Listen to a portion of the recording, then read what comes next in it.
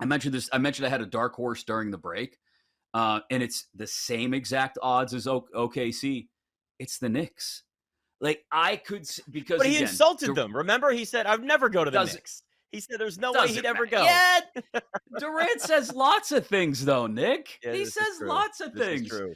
And so look, if again, ultimately you point out it's not a no trade clause in this contract. They could deal him to New York. New York's got the draft picks.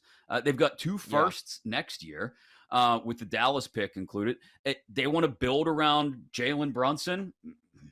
They could do worse than Kevin Durant. Now, I don't know who you'd be able to ship out that you wouldn't end up paying for later down the line. Fournier, Toppin. I don't know how you construct the deal. And yes, it involves a lot of first round picks.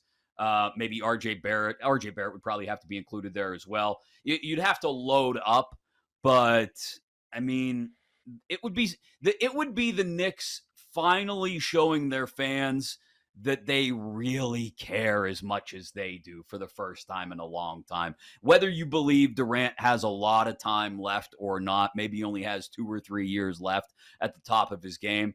That would be all they would ask for. That just give us those couple years where we're right there in the conversation in the Eastern Conference. He already knows how to handle the media market.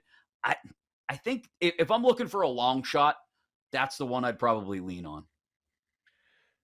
I mean, if their offseason in Madison Square Garden is Jalen Brunson, you think Right. they're probably going to go in another direction and try to add more. It just goes to that situation. So, it's funny you say that because that would be an organization that's more desperate, where they're like, we're willing to gut this roster more because we can do this. But that would be the short-sighted New York Knicks doing what they've done so many times. They're 20-1 to be his next team.